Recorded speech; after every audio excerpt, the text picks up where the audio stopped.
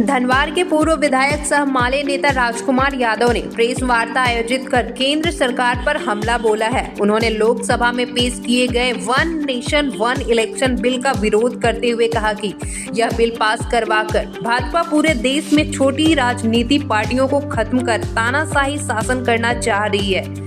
यह देश के लोकतांत्रिक पद्धति, अधिकार और लोकतंत्र पर हमला है।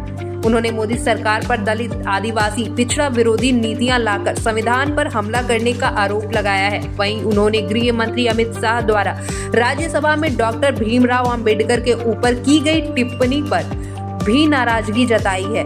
उन्होंने कहा कि गृह मंत्री की यह टिप्पणी केवल बाबा साहेब ही नहीं, देश के किसान, मजदूर, दलित और आदिवासी का भी अपमान है। बता दें कि तीसरी के गांधी मैदान में भाकपा माले के पूर्व सचिव विनोद मिश्र की पुण्यतिथि पर वे पार्टी कार्यकर्ताओं के साथ संकल्प दिवस के रूप में मनाने व उन्हें श्रद्धांजलि देने पहुंचे थे। इस दौरान उन्होंने आगामी 5 जनवरी से जनता के मुद्दों और कॉर्पोरेट लूट के खिलाफ आंदोलन करने की भी बात कही।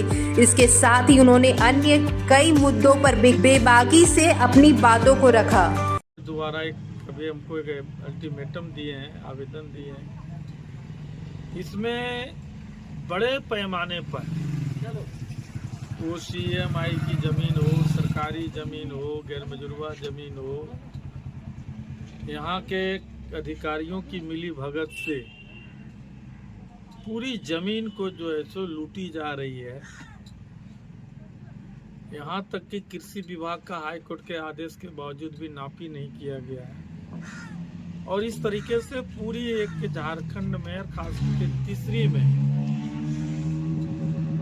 जो है सो पूरी तरह जमीन को, सरकारी जमीन को अतिक्रमण किया जा रहा है और यहाँ के अधिकारी चुप बैठे हैं। और राजकुमार शर्मा पर लगातार दबाव बनाया जा रहा है, इनको धमकी दिया जा रहा है।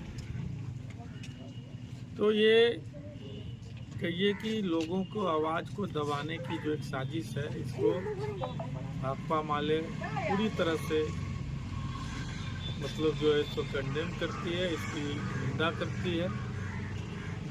और हम समझते हैं कि जो भी वाजिब लड़ाई लड़ेंगे, हमारी पार्टी उस वाजिब लड़ाई के साथ खड़ी रहेगी।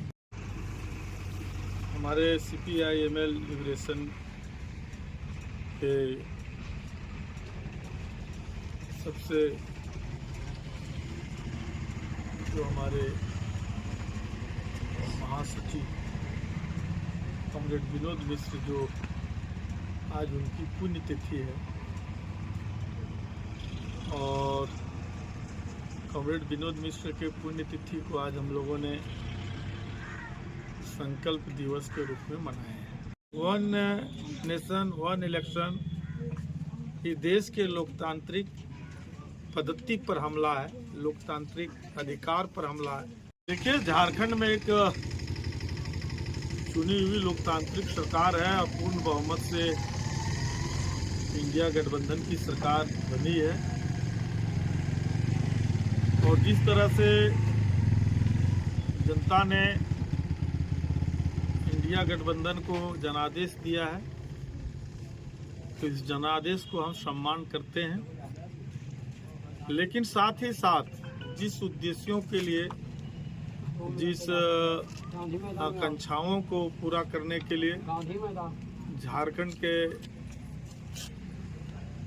वोटरों ने, मतदाताओं ने, झारखंड के मूलवासियों ने, आदिवासियों ने, सब लोगों ने जिस तरह से मतदान करके पूर्ण बहुमत की सरकार बनाई, सरकार से आकांक्षा भी बढ़ी है। हम सबसे पहले कहना चाहते हैं कि झारखंड में कैलेंडर सिस्टम लागू हो, समय पर परीक्षाएं हो,